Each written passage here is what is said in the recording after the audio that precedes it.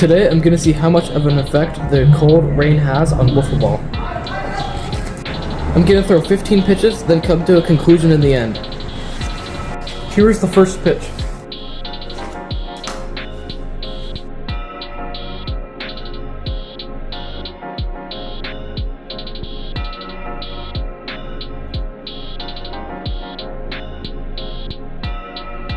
Overall, the cold rain made a pretty big difference.